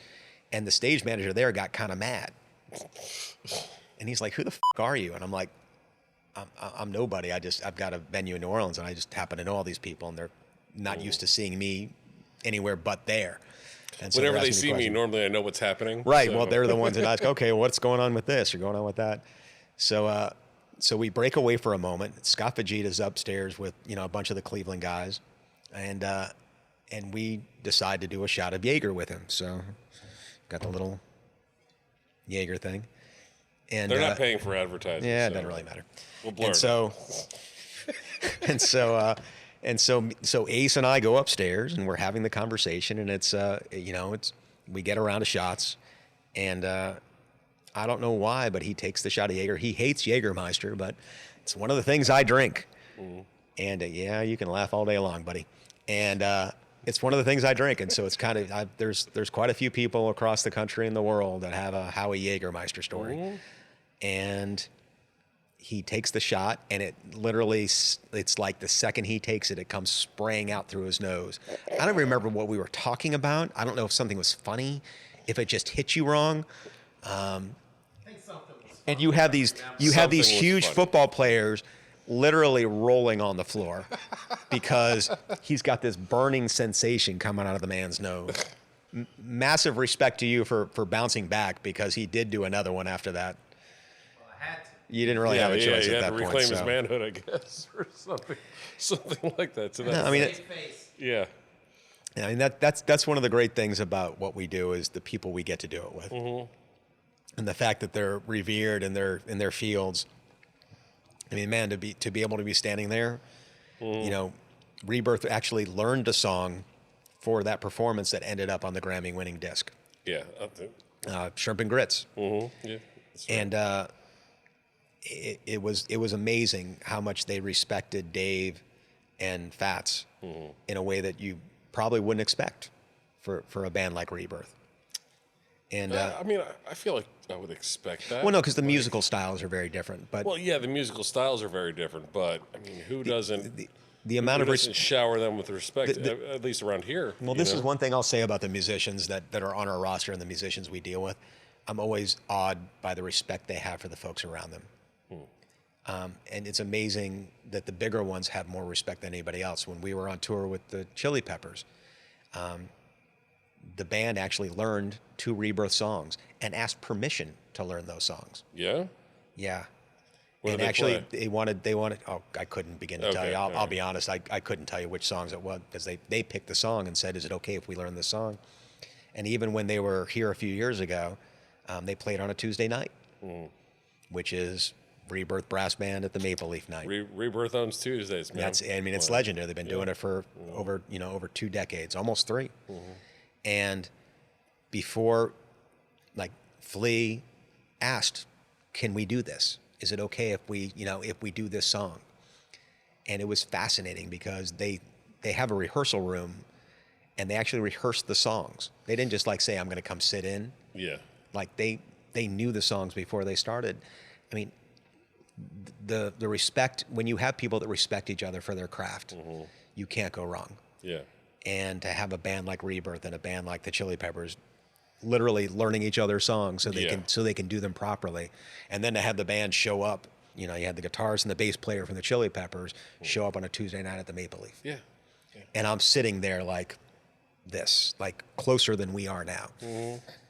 Like, how do I get to do that? Oh man, the amount of hilarious and awesome like rock and roll stories that you get to have sometimes is unfathomable. I don't know how else to put it. I don't know if you ever thought you would get into the music business in any respect whatsoever. I certainly did not. I never imagined this would be my life. Yeah. I never imagined it. And still the joy of my life is my children and my family. And I've got 2 fantastic boys, Josh and Noah. Josh is a freshman in college and Noah's an 8th grader. And to be able to have that and to have this, to have both and that's the nirvana. Yeah. Like that's the thing that I get to wake up and I get to have them as a part of my life. And there is nothing better than that. But man, that they support me in doing what I get to do. Yeah. And understand Well, imagine from their perspective growing up with that. So. Funny enough, they're not huge music fans. But my youngest actually, Noah had written a thing talking about how Dad feeds people. He wrote a letter in school, and they were asking, the things that you're proud of and the things that you appreciate, and I thought, that really hit home. And my oldest was the same. He was there helping us put meals together. Understands the musical component. He's not a Rebirth fan. And it's just because he's 18 years old, and that's not what 18-year-olds, for the most part, are listening to. Yeah. But man, it's beautiful, man. I get to do this every day. Yeah. I get to come here and have a conversation. Like for some reason, I'm interesting enough to sit here and have a conversation No, dude, with. I assure you, like this is all just a major ruse, just so I could hang out on stage and get drunk. You've been super generous with the time. We'll start wrapping it up. What is the toughest part of managing musicians? They're musicians. Okay, that's fair. No, that's it. They're God. The funny thing is that it's not really the musicians for the most part. It's the situations they have to deal with. Yeah. There's one thing with Rebirth, we call it traveling while black. Yeah, that's. I've heard some stories from you before. One of the defining one was when we were in Canada. We were heading up to the North Pole to do a show. Wait. Sorry, real quick. Sorry to cut you off. Canada's known for being nice, but you guys were going to the North Pole? Is that what you said? It was about 2 hours, so it was by the tar sands. What? And there was a festival we were doing. Okay. And one of the guys in the band got stopped by customs. We'd already cleared everything. Everything had been cleared in advance, but there was something they didn't like about it, and they were giving him shit, and I wouldn't leave. And the guy's like, "Well, you can go now," and I'm like, "Oh no! If we're not doing this." If we're not leaving someone behind. And they wouldn't let any of the other band guys in, but they let me in. That shows you something right there too. Because I'm a white guy. Yeah. And I'm not dogging on every other person. It was just the situation that we were in. I'm not saying that everybody in Canada is like this. No, I mean they have a very good reputation as being nice people. It's a little more shocking. But they're very much they protect their borders really well. Yeah. And they have very particular mindsets. And so something had come up when they pulled his name up, and I wouldn't leave. And he's like, well, you can go. And I'm like, well, if I'm going, then let's get on the next flight back, because this is where we're going. The band, he's a Grammy award-winning artist that's standing in front of you. Here's a picture of us at I actually showed him a picture on my phone of us at the Grammys. And he stopped talking to him and would only talk to me. Interesting. And that was really disturbing. And so you kind of get it.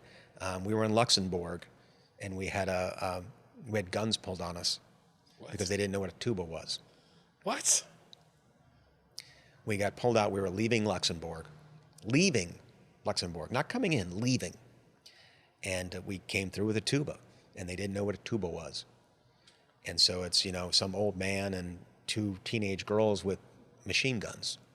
And they put us in a room, and they're like, they didn't get it and they didn't understand. And finally some guy came in and literally said, tuba, bum, bum, bum. And they all turned around, laughed, and left. But it's weird how they get treated differently, and how how their instruments get treated differently, and how the people get treated differently. And I have a ton of respect for the musicians that travel, in particular the people of color, because I've been there next to them when it happens, and they treat me differently than they treat the person standing next to me. And that should never happen. Yeah. And I think that's a very telling sign of who we are and where we're going. And the hope is that ends. But it's disturbing on a lot of levels. Yeah. And it very much explains a lot of the behavior of the band and the reluctance to trust the musicians in particular, because they've been screwed over so many times. Yeah, I have a tremendous amount of respect for every musician that tours and goes on the road, but in particular for the ones that I know are going to go through trouble. So when they show up at our door, I have a little bit of a sense of it because I've been standing next to them when it happens. I should never be the guy that they talk to. You're talking to the man right there. He's a grown man. Yeah. Pays taxes, married, has kids. Yeah. Grammy award winning, if nothing else. And that says they're the best at what they do. Exactly. The general mentality of when things are normal. What do you think is the biggest problem that people don't see as a customer, at the very least? Well, it's the people are the problem. And they're not the problem. The job would be so much better without the funny. customers, It's funny. They're the joy and the problem all at the same time. I know, it's the big joke. Yeah. Man, I remember. I could go through stories of people that have been issues and problems all along. Yeah. It's funny you talk about me wearing the Howlin' Wolf shirt, because many people don't know I'm the guy that owns the club. They just think I'm some guy working the door. You're the guy that's kicking them out for whatever reason. For whatever, silliness they've been doing or things they shouldn't have been doing. It's funny because the things that are horrible about owning a club are some of the things that are so fantastic about owning the club. I get to meet the most wonderful people in the world. Like even today, we had a group that came in. There was about 3 of them.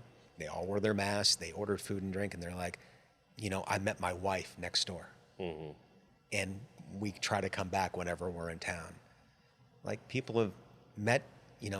We set up the stage for people to experience such consequential moments in their lives, and to do it in this fantastic backdrop of bands from New Orleans. And we book a lot of touring bands too.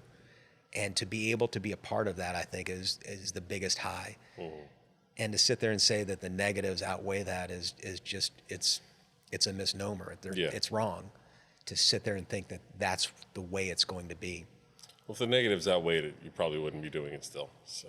Yeah, but you have to have a certain mentality. You have to have a certain mindset. I mean, you've been doing this a long time too. And I think you have to understand that people do silly things. And it's not even just about the alcohol. I think people use that as an excuse. Yeah, you're 100% correct. But it's really not about that. I think it's the passion of the music. It's the passion of the musicians, and it translates in ways that people don't understand, and they do silly things. Yeah, there are people that get drunk or do drugs or do things or get violent, and I could tell you and I could tell stories about that for days. Yeah, that's But it's not about that. It's about the love of music. It's about the love of that performer on that stage. Because when you're listening to it in your car, nothing can compare to it being live. And then people really need that. It's such a critical part of who we are. And the people that I get to meet that come back year after year, that come back for show after show. I want to tell you a negative story, but I'll be honest, I can't really think of a good one that encapsulates it better than the live performance and how it fills your soul. And God, I really do. I love these people that they want to fly down here, that they want to come to my home. Yeah, I mean, like I talk about it being my home. Yeah. And it's not a joke. Like literally, I spend so much time there. It's more of my home than the place where I rest my head. I'm sure you get this all the time too. I get emails and all kinds of messages, whatever else, from people all the time that are just like, they don't want anything. They just want to share this, like, hey, we donated $5 on Venmo to Tipatina or whatever. Like, It could be $1 or $100, whatever else, or no dollars at all. They're just sharing or commenting on a Facebook post or something as simple as that. Like, you see the impact that you have as a venue, as a place that likes to host this sort of event. Yeah, you hit the nail on the head. I got 3 of those today. Yeah, see, there you go. On a Saturday. Do want to do a final plug for Meals for Musicians. You can actually, go ahead. Yeah. You can actually buy a meal for a musician. There's a link on the mealsformusicians.org website. Tanner, go to the 2 shot. Sorry to cut you off. Mealsformusicians.org. Yes. Nick is going to put that in the sky right there you go. Above our heads. There's a link where you can buy a meal. It's a $10. You can buy 1 meal or you can buy 100 meals. But I'm really appreciative. There's been a lot of great people that have put the dollars in that help us keep feeding these folks and doing more than that. There's a bunch of great people that have put bread and coffee and all these fantastic baskets to treat these people with the respect and dignity and that they truly deserve. I'm very enamored with the work that the Musicians Clinic has put together to help us do that, because I can't do it on my own. So it helps us put meals in the pockets, but man, when you're ready, come down to New Orleans. Come to the Howlin' Wolf. Come to Tipitina's. Go see the beignets. Go, come have our bacon cheddar beignets. Award-winning bacon cheddar beignets. Award-winning food. James Beard. Open your eyes. That's not a guy, is it? No, not really. anymore. Yeah, it's a thing. And if you just want to contact on how you can help in general, reach out to thehowlinwolf.com is the website. Yeah, everything that goes through the website comes directly to our team. Nick will also put that on the screen. We love that. Thank you very much, Nick. Nick, you're awesome. For sure. We're not done yet. Okay. We have one final thing, two final things. But the first final thing, Po' Boys. You said you've seen this. Maybe you've sat all the way to the end and watched one of these. Guys, Po' Boys on Magazine, not that far from here. I'm sure you've heard of it and had it plenty of times. I know it well. They have a po' boy on the menu called the Bomb. Stanton created the Bomb, and this has led me to start asking all the guests, what is the Howie or the Kaplan or the Wolf or the whatever? You got to create your own signature po' boy, and luckily you have a restaurant, so you could conceivably put this on the menu. So I'll say this, and your wife's going to love this. My favorite fried seafood in town comes from Krabby Jack's. Yeah, they are. Sorry, a shameless plug for my wife's. They are the best, and I think what Jack has done is stellar. Well, when you get a Krabby Jack's fried seafood po' boy, there's enough fried seafood on the po' boy that falls off the po' boy to make a whole other po' boy. So. People get one and don't realize you can feed 3 people from it. You don't need the king, but get the regular. But you get it anyway, and then you eat it later, even though you shouldn't be eating a fried seafood po' boy later. Exactly. Man, what's my po' boy? God, I love our Cuban. You can't do that. Oh, I can't pick mine. You got to create one. It's got to be New Orleans. Well, here you go. It doesn't have to be. I'm going to do whatever you want. It can have beignets on it. So I'm going to do. So here's what we're going to do. So I'm going to do the mix of a barbecue shrimp po' boy. Okay, that's and a French fry po' boy. Okay, do the two with the gravy, because the meat gravy going in with the butter and everything else, I think would be fantastic. That's a really good idea. You want to man, call it the Howie? I want to make one now. Yeah. Now we'll call it the Wolf. Call it the Wolf? Yeah, dude, the Wolf. Because po' the boy. big, so this is kind of my thing. While the Wolf is an extension of me, I don't put my face on stuff. No. It's just not, it's never about me. Nobody comes to the Wolf to come see me. Well, there are people that do, but you're coming for the show. Well, selling the yeah, room. thanks, Ace. He did a little. Yeah. Someone was asking once, one Jazz Fest, we actually counted all the musicians. We had over 150 people play on that stage. That blew me away. Like, in such a short period of time, in the 10 days, we were averaging, 15, 20 people every day. And we weren't doing shows on some of those days. No, but ultimately you had tens of thousands of people come through the door also. Right. Yeah. You know what I mean? And in the same year, we had 15,000 people come through the door. And so, man, we get to do what we do. By whatever grace of God or whatever you believe in, we get to do this. And so when I put the time in for a group like Neva and Save Our Stages and get the chance to work with those people, this is luck. Yeah. It's funny, again, I'll go back to my dad again and say that it's amazing how people who work really hard have really good luck. That's a good sentiment. And it's very true, that.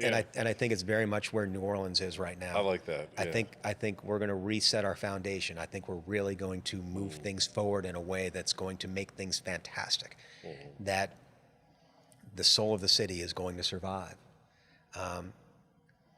I worry about it every day. I worry about not just the guys we manage or the bands that come through both of our doors. Yeah. But I worry about the guys that are, in the quarter, or the folks that are on the street or in the smaller venues. Like, that's a big deal. Like, we need those places. It's very much a part. Like, people need to walk down the street and hear music. Yeah, because you can't do that anywhere else. Yeah.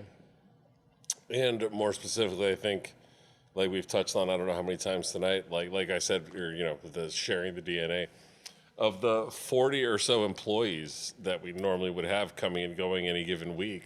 You haven't seen most of them. I know some of them are doing okay, some not so good, but they work at other bars or clubs or restaurants or other businesses. Or have left town. Or have left town. Yeah, one or two. We've had several that have left because they can't find work here. Yeah. I mean, they have families, they have wives, they have mortgages, they have all the same things. Exactly. Thank you so much for your time. No one leaves empty-handed. You, Mr. Kaplan, have earned yourself a certificate suitable for framing. So if you wouldn't mind, go ahead and read that into the microphone. Oh, God. And there's a folder, so you don't lose it. There you go. Well, I'll lose it anyway. Certificate suitable for framing for participation. All right, broadcast. We hereby certify that you, Howie Kaplan, are officially awesome for being interviewed on this day, January 16th. It's the 16th? It is. Yeah. 2021 for absolutely no monetary compensation whatsoever. Congratulations, and you're welcome. You're welcome. Thank you very much. Please enjoy that. You can go ahead and frame that in the office at the Wolf. I'm sure it'll be right up there next to the Grammy certificate. Probably not. That is awesome. That is awesome. Again, seriously, man, I can't praise you enough for all the hard work you've done the past 10 months, not just for the local musicians, but all of the people of the local music industry. For sure, you're a leader in the industry, without a doubt, and I hope that people recognize that for sure. So thank you so much for being here, and thank you so much for talking to us tonight. Thank you. Let me do the quick wrap down. Thank you so much to Ace for being a good sport, doing the sound for us. Thank you to Tan the man upstairs in the closet, switching between the cameras. Hope you enjoyed this, Tanner. And thank you to Nick, who's going to go ahead and probably do all the final editing and the beeping and everything else. You don't have to beep his friend name. I guess it's cool. Is he all right? He's cool. Not going to care. You don't need to beep that part. Thank you to Tipitinas for letting us use the space, and thank you to Nugs.net for allowing us to use the equipment. I hope you enjoyed this on Tipitinas.tv or on I guess you can only watch this on YouTube. So our Tipitinas TV YouTube channel. If you haven't subscribed, well, you sat through a 2-hour or so interview. You might as well hit the subscribe button. We need to try and monetize this, and internet money's where it's at. It's the future. Ladies and gentlemen, thank you so much. Howie Kaplan. Thanks for coming, man. Seriously. Thank you, Tank. Thank you.